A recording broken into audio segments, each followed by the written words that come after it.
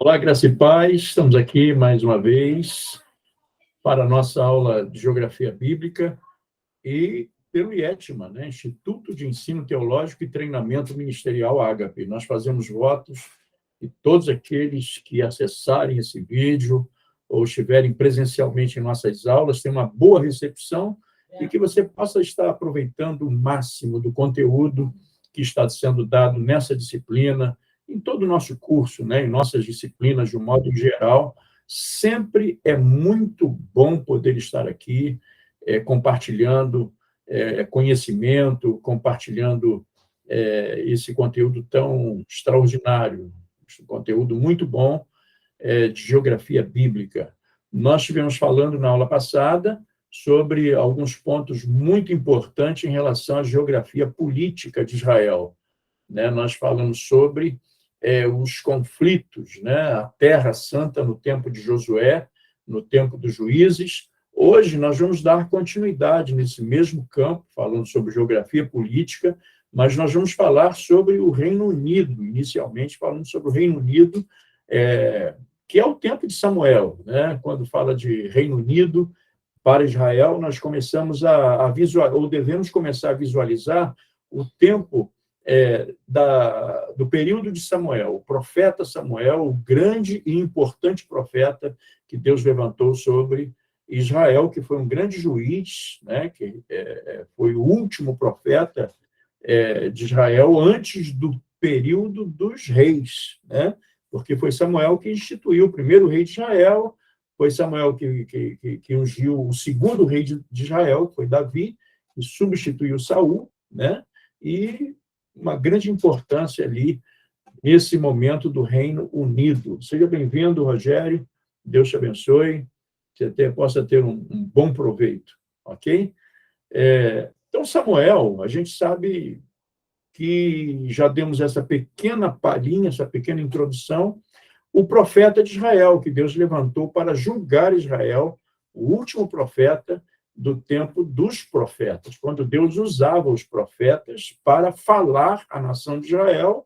Não estamos dizendo com isso que Deus hoje ainda fala através de profetas, né? Mas aquele momento era um momento específico, era uma dispensação de Deus, quando Deus falava especificamente para uma nação, aí a exemplo do próprio Israel, quando Israel ouve Deus mediante a boca do profeta Samuel. Então, Samuel é chamado com muita razão de fazedor de reis, porque foi o único profeta que teve a oportunidade que Samuel teve, né?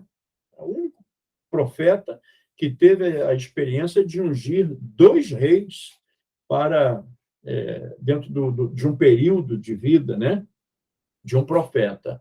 Então, ele representa, na verdade, Samuel representa a transição entre a judicatura, nós vamos explicar o que é a judicatura, e a monarquia, né? Então, nós temos aí a transição de um tempo para outro tempo.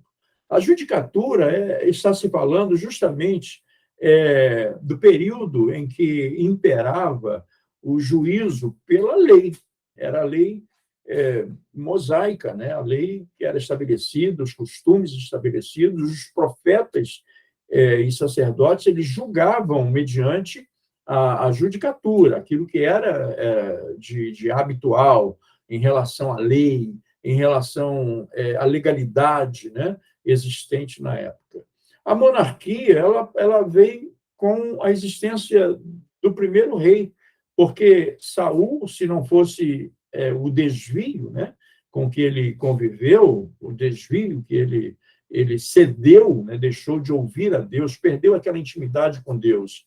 E, como nós dissemos na aula passada, ele passou a ouvir uma pitonisa, que é uma adivinhadora, uma feiticeira, ao invés de ouvir a Deus. Mas, se não fosse isso, o seu reinado certamente passaria para o seu filho, Jonatas, né, que era o sucessor, seria o sucessor legal, era o sucessor legal de Saul. Mas Deus baniu praticamente o reinado de Saul e de toda a sua prole, né, de toda a sua descendência.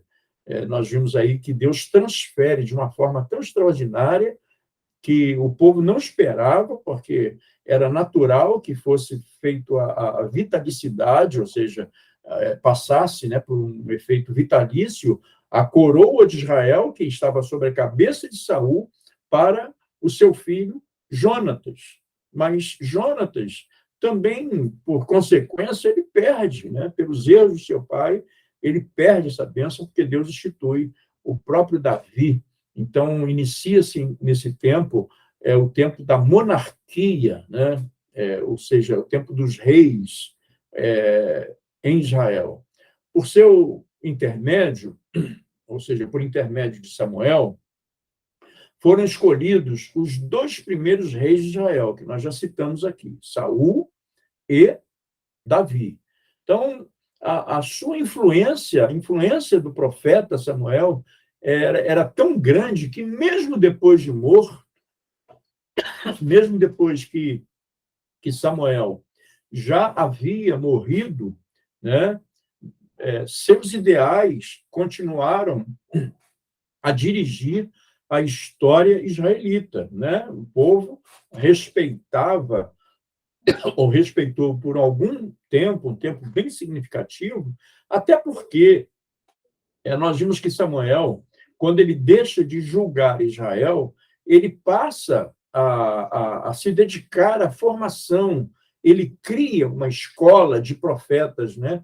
Então, esses profetas que se mantiveram dentro de uma linhagem, mediante os ensinamentos, a sabedoria, né, a inteligência que Samuel tinha por uma questão da dispensação da unção de Deus, passa a vigorar praticamente no coração, na vida dos seus alunos, sacerdotes, profetas que se levantaram da escola de profetas que era administrada, dirigida por Samuel. Então, Samuel foi o iniciador do Reino Unido, que durou nada menos do que 120 anos. 120 anos, né? De 1044 a 924 antes de Cristo. Certo, Rogério? Você está preocupado, eu estou percebendo que você está bastante preocupado. Está preocupado com a prova, está estudando para a prova? Isso aí. Não fica preocupado também com a prova, que a prova vai ser fácil, mas é preciso estudar um pouquinho. Tá bom? Está preocupado com o quê? Com as finanças? Muito dinheiro guardado, né? Pode deixar que vai tudo dar certo, vai tudo ser resolvido. A transição está sendo feita, mas Deus está no comando de tudo. Tá bom? Então, vamos lá. Então, nós vimos aí que 120 anos foi o período em que durou essa questão da existência do Reino Unido, ou seja, de 1044 a 924 antes de Cristo, 120 anos exatamente. Então, Samuel era um homem ungido, piedoso, né? E ele, então, ele obedece a Deus. O que ele faz? Ele unge Saul. E ele, com essa unção de Saul, ele unifica as 12 tribos.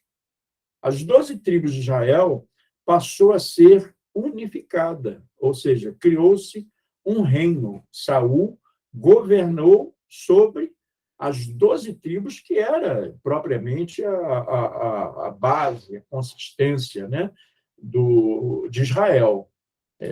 Então, foi uma unificação do reino. Por isso que o subtítulo dessa parte de geografia política fala do Reino Unido.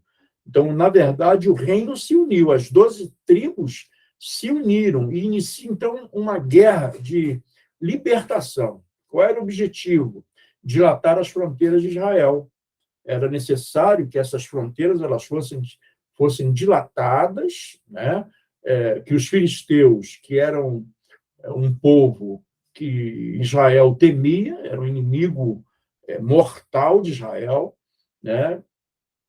Foi necessário que, através dessa união, os filisteus, então, fossem destruídos, quando nós vemos ali a primeira batalha de Davi, e a gente conta, nasce um grande guerreiro, né? Quando ele mata o gigante Golias, que representava o exército filisteu, e afrontava o exército de Israel, afrontava o povo de Israel, afrontava o próprio Deus. Então, no princípio, obtém alguns sucessos, né, em relação a essa unidade do reino, as 12 tribos reunidas agora, Saul reinando, porque Deus amava Saul e visitava Saul, a unção de Deus estava sobre Saul, mas essa foi uma questão que teve uma grande e uma fatal interrupção, porque, no princípio, esse sucesso ocorreu, contudo, por causa das ambições de Saul, né, começa, então, a haver uma violação. Saul começa a infringir os mandamentos do Senhor. E aí a consequência não podia ser outra, né? O fracasso, a derrota, o esvaziamento de Deus, o distanciamento de Deus. Saul, ele é rejeitado, literalmente. O profeta vai a Saul e fala para Saul que Deus o havia rejeitado, e em seu lugar é ungido o pequeno Davi como rei, né? Foi ungido com bastante tempo de antecedência, na casa de seu pai Jessé. Davi era o filho caçula, né, de Jessé, filho, inclusive, de uma segunda esposa, que teve um passado comprometido, né, com o pecado, mas dali foi que Deus escolheu o grande rei, o rei segundo o coração de Deus, que foi Davi, o humilde pastorzinho de Judá, que alcança grande popularidade. Ele ganha, né, o coração do povo de Israel por causa das suas façanhas, então ele angaria o ódio e o desafeto do rei Saul, porque Saul sabia e já tinha sido entregue aquela mensagem da rejeição, porque Deus o rejeita. Saul percebe que Davi era o próximo rei que Deus havia escolhido para colocar no lugar dele. E aí o coração de Saul, que já estava completamente desviado do Senhor, foi facilmente preenchido pelo ódio, né, pela amargura, enfim. Então, nós vimos essa situação histórica importante das desavenças, dos contrapontos, da contrariedade, né, da própria natureza de Deus em relação à rejeição à natureza de Saul.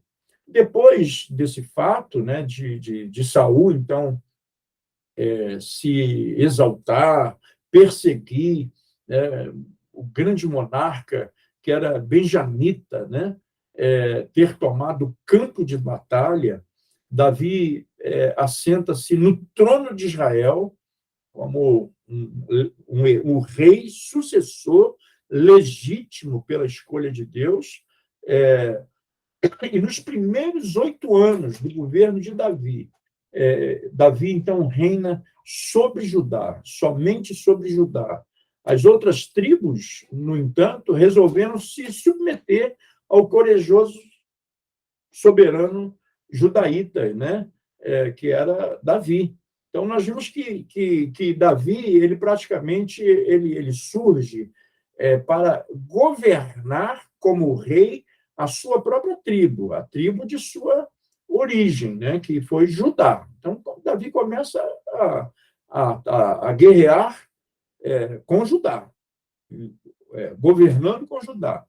Dá o entendimento de que houve uma divisão. Judá se desprende, né, como a tribo, uma das 12 tribos, se desprende do governo de Saul.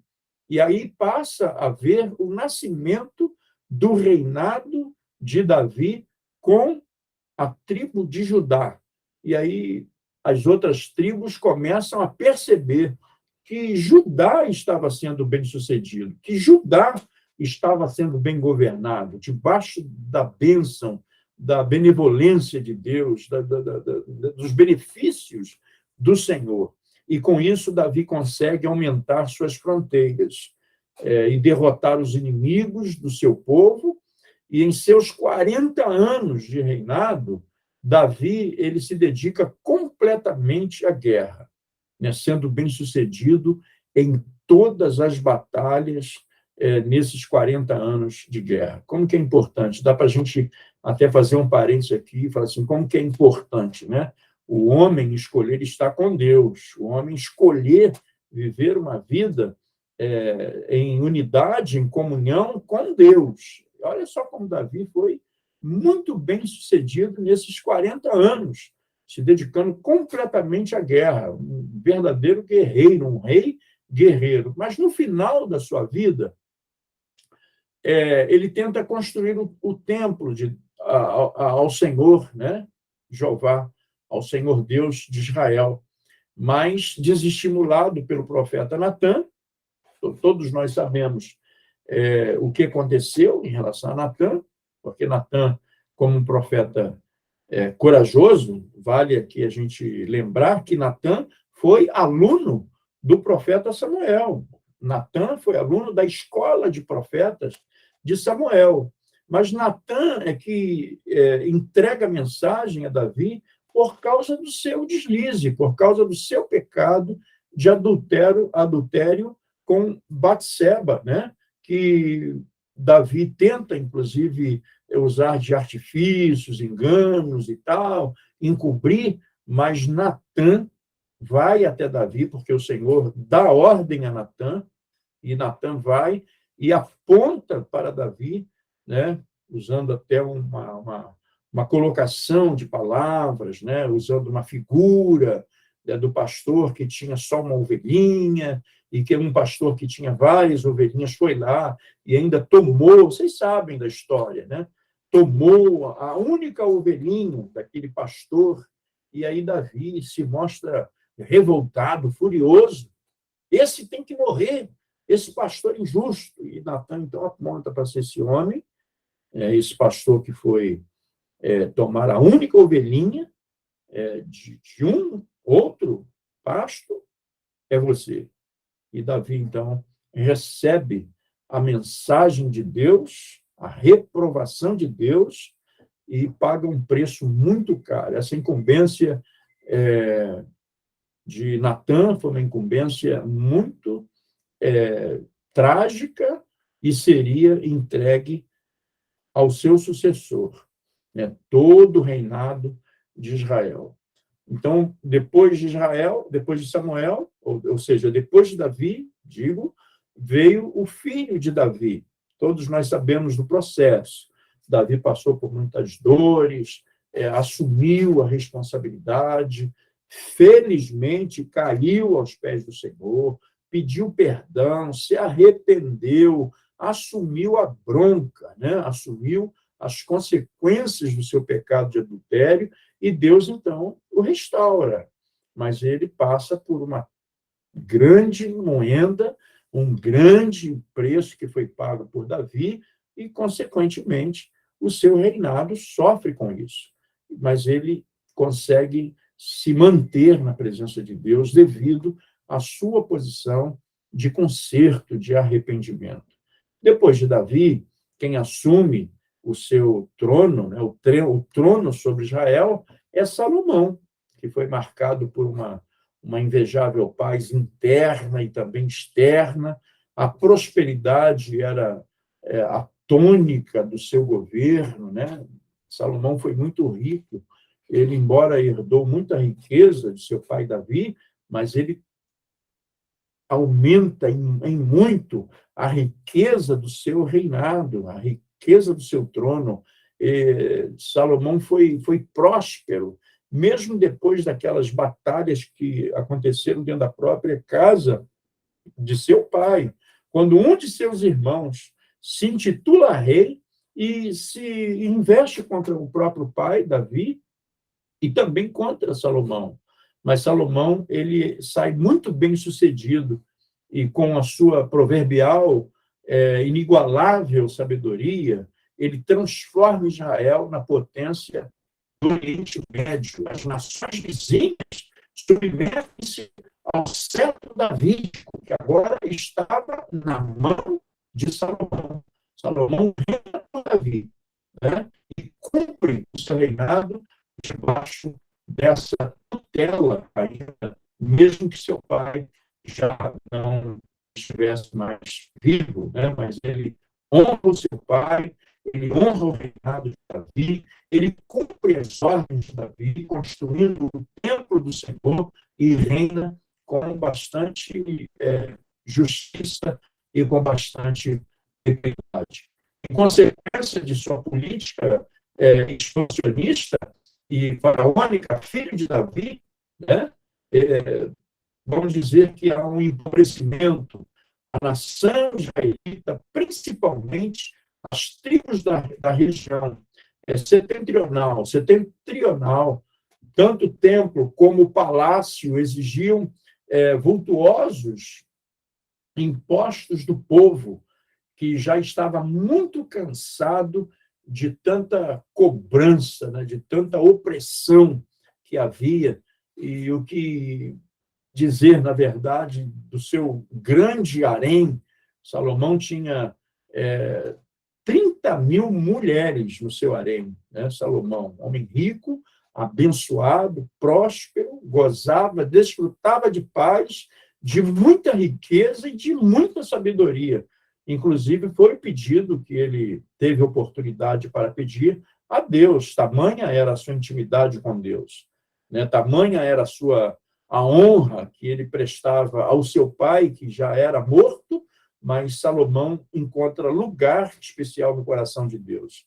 E o Senhor fala para ele, né? Deus fala para Salomão, pede-me o que quiseres, que eu vou te dar. E Salomão, ele não pede riqueza, ele não pede outra coisa a não ser sabedoria. Isso porque, na verdade, cada uma de suas 700 mulheres do seu harém, voltando à questão do harém, e as 300 concubinas são 1.000 mulheres. A pessoa, 1.000 mulheres. Para você, moleza, né?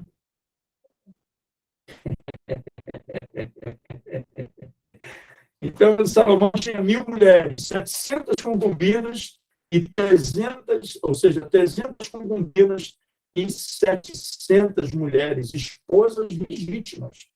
Nós falamos aqui em aulas anteriores que isso era comum.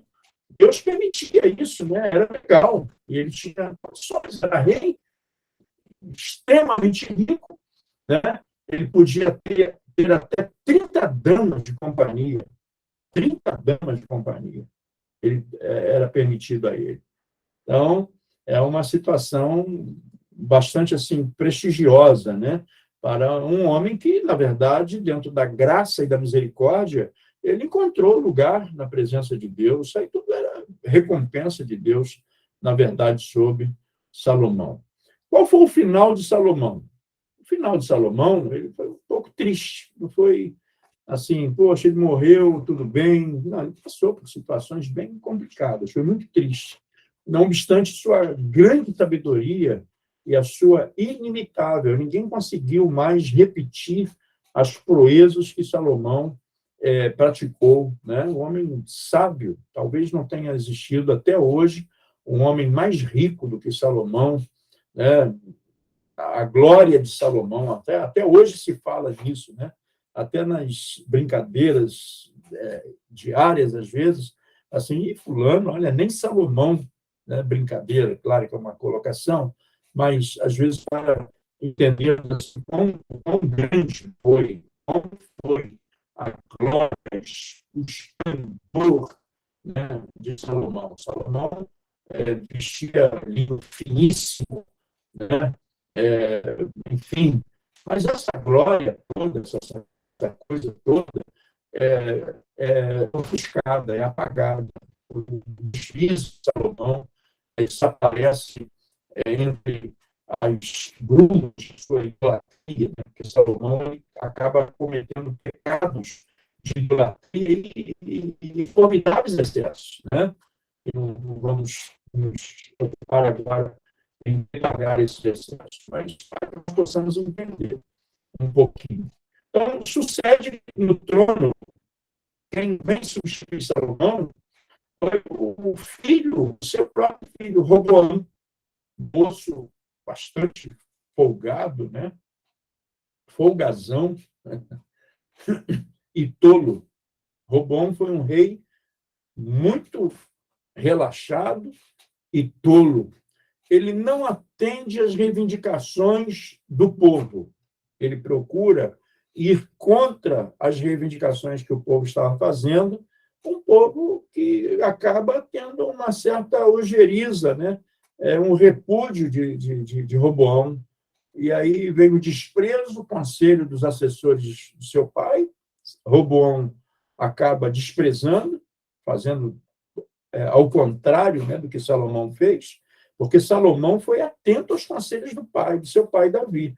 Mas Roboão não seguiu os conselhos do seu pai Salomão, desprezou os conselhos, toda a assessoria que seu pai havia lhe dado, a receita, né, para que ele pudesse fazer um excelente governo. Roboão despreza tudo isso e resolve entrar por um caminho de opressão, ele oprime ainda mais a combalida e azeda nação hebraica, porque o povo já estava indignado e agora muito mais indignado ainda.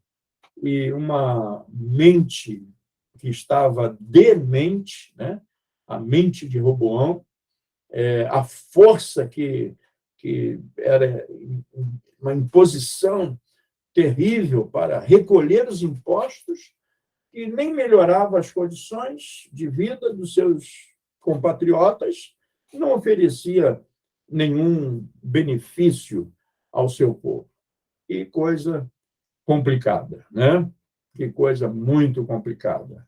E aí nós vamos ver uma outra etapa da história dessa questão política, desse reino, o reino de Israel, que foi o cisma israelita, né? Aproveitando-se dessa situação, que foi uma situação muito caótica, Jeroboão assume a liderança das tribos que estavam com um grande grau, um nível impetuoso de descontentamento.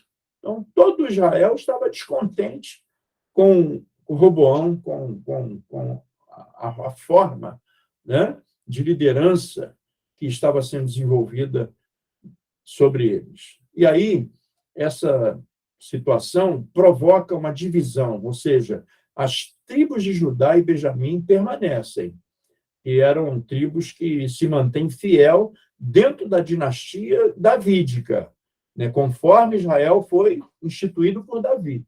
Então, somente as tribos de Judá e Benjamim se manteram fiéis àquela estrutura política que Davi, né, o avô de Roboão, havia instituído, que Salomão preservou, mas Roboão ele corrobora para que houvesse um desmantelamento dessa estrutura política.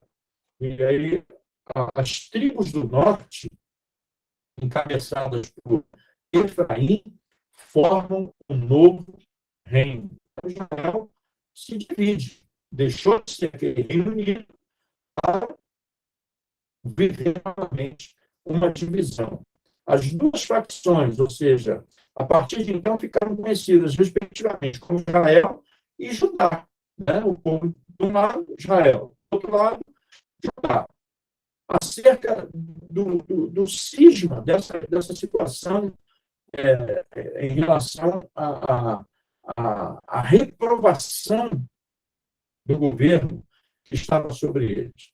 E escreve Antônio Neves, né, que é um historiador importante da história de Israel, Antônio Neves de Mesquita, seu nome, ele fala assim: o império que Salomão tinha erigido, com tanto gáudio, estava à beira do abismo.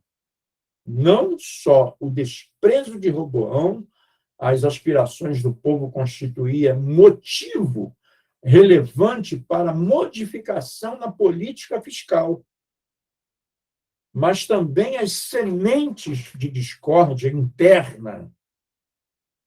Inclusive, abrindo um parênteses, nós estamos vivenciando isso aqui no nosso país, nesse tempo, nessa discórdia, que o povo está na rua se manifestando porque discordam, o povo está insatisfeito, não está aderindo às ideias desse governo.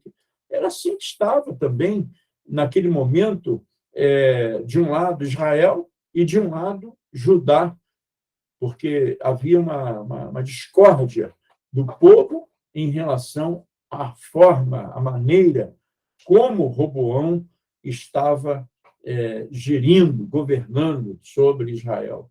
A união entre as tribos fora mais fictícia que real. Não houve aquela unidade. Havia entre o norte e o sul profundas desinteligências que foram geradas da situação favorável que os sulistas, né, as tribos do sul, gozavam por sua proximidade com a capital política e religiosa, como também por motivo puramente geográfico. Os nortistas eram meio internacionalistas, mais frios para a religião, menos patriotas e pouco afeiçoados aos reis, né? Em contato direto com os fenícios, que eram os sírios, né? E outros povos, que eram povos do norte, nós temos aí os povos do sul como o povo do norte. Eles sentiam menos as influências centralistas, enquanto ocupava o trono um homem como Salomão, que foi um grande rei, né? Era natural que a união persistisse, depois seria difícil manter essa união, e solidariedade política seria preciso que um grande e hábil político subisse ao poder para manter unidos elementos desintegralizadores. Então, este homem não foi Roboão, né? Foi um tiro no pé, porque assume Roboão, filho de Salomão, e Roboão não corresponde com as perspectivas de Israel para aquele momento. E é uma divisão ainda maior, né? Roboão não age de maneira nenhuma como deveria haver. Então, com grande precisão, esse escritor, o Mesquita, fala agora sobre as pretensões dos efraimitas, aqueles que eram da tribo de Efraim. Então, a tribo de Efraim era a tribo líder do norte, era a tribo que tinha uma preponderância, ela se destacava, né? Era uma tribo que era bem culturada, né? Ou seja, bem preenchida de uma cultura rica, né? Era uma tribo que tinha influência. Então, essa tribo, a tribo de Efraim, ela acaba preponderando, ela acaba sobrepondo sobre as demais. Então, praticamente essa tribo que exercia o poder de liderança do norte, enquanto Judá era líder do sul, que Efraim era líder do norte, olhando pelo aspecto geográfico. E essa situação foram socadas, ou seja, enquanto o trono foi ocupado por monarcas da envergadura de Davi e de Salomão, que foram grandes reis que foram como divisores de águas para o destino de Israel, depois tudo se definiu e as diferenças, então, apareceram. As ambições dessas tribos acrescentam-se as circunstâncias, tanto as circunstâncias geográficas como culturais, né? Acabamos de falar ainda há pouco, que determinavam as diferenças entre um povo e o outro, né? E aí nós teremos aí a explicação do panorama conhecido pelos leitores da Bíblia, como dentro deste pequeno território encontravam-se quase todas as variedades de clima, de flora e fauna. Aí nós vamos ver a população que variava na proporção, era uma população que tinha um escalonamento variável, né, das diferenças climáticas, e aí nós vamos olhar para o leste do Jordão, que ficava a terra dos pastores, e onde continuavam a dominar os beduínos, né, conhecidos beduínos. Até hoje, se eu vou a Israel, e você que vai também a Israel, você vai conhecer os beduínos de perto, que são homens de falcatruas, né, de negócios, são comerciantes de pequenos e grandes portes, né? Então, esses beduínos, eles continuavam a dominar, sendo dominados, né? Ou dominar, digo, essa região mediante a sua influência. Nos vales a oeste do mesmo Jordão ficavam os agricultores, o povo que trabalhava na terra, enquanto nas cidades das fronteiras do oeste, junto às grandes estradas, havia um princípio de comércio que era um comércio bem desenvolvido para a época, né? Enquanto isso, em volta do Mar da Galileia, lembrando o mapa, né, que nós mostramos ali, o Mar da Galileia, você vai ver que naquela periferia alinhavam-se as vilas de pescadores. Era uma vila pesqueira, eram famílias que viviam da pesca. E havia, pois, todos os tipos de civilização, desde o tipo pastoril, nomádico, ou seja, era aquele povo que se mudava, né, de uma região para outra, eles não permaneciam fixos numa região só, eles eram nômades, eram pastores nômades, e eles carregavam com eles o conhecimento da agricultura e o conhecimento também comercial, e o conhecimento da pesca. A população era uma população muito misturada, eram dotados de interesses variados, né? Era uma pluralidade de atividades, de caminhos dentro do comércio, da pesca, etc. E tal. Então, essa topografia que nós acabamos de fazer uma exposição também apresentava grandes perigos, podia realizar o milagre da unidade daquele povo. Claro, eles viviam na troca de moeda, né? Quem era pescador, pescava, vendia para o agricultor. O agricultor plantava, colhia, vendia para o pescador. Então, eles viviam nessa unidade porque eles trocavam os seus interesses, né? Como forma de negócio, como uma forma de capitalização, digamos assim, né? Trocando suas mercadorias para que houvesse, então, a possibilidade da sobrevivência de um todo, né? Então, os perigos podiam realizar o milagre da sua unidade, até porque, constituindo Israel um grande e centralizado poder militar, existia um exército em Israel. Quando acontecia que uma dinastia se tornava fraca, um homem forte e valente tomava o trono. A lei era do mais forte, né? E daí ter sido a história de Israel do norte, que foi uma história de sangue, de rebeliões, saídos, né? Aí a história dos assassinatos, em que aventureiros, tanto do exército como de outras camadas, né? Fora da camada militar, assaltavam o trono e estabeleciam precárias dinastias, ou seja, um povo que também vivia este caos da disputa, né, pelo poder. Então, essa heterogeneidade era de esperar que uma oportunidade explicasse a ruptura dos laços que uniam o norte ao sul. Beleza? Uma explicação baseada na realidade do povo de Israel.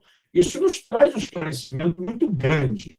Eu aconselho você, depois de estar aqui presencialmente, você assistir essa aula, ou você que não está aqui presencialmente, assistir esse vídeo dessa aula, aula de hoje, né? Voltar no início, fazer as anotações, se for o caso, assistir de novo, porque essa aula é uma aula que traz um esclarecimento muito grande, até mesmo da realidade de Israel hoje, porque Israel vive uma situação não semelhante a esse momento que nós estamos falando de Davi, de Salomão, de Jeroboão, mas ainda existem os resquícios históricos que estão permeando a história de hoje em Israel. Porque há tanta disputa de terra, né, naquela região, porque há tanta disputa de poder, né, pelos palestinos, o povo que quer tomar, expulsar Israel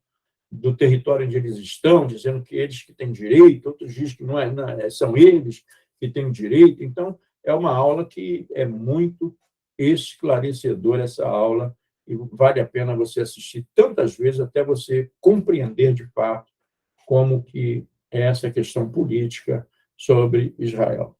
Tá bom? Hoje nós vamos ficar por aqui, né?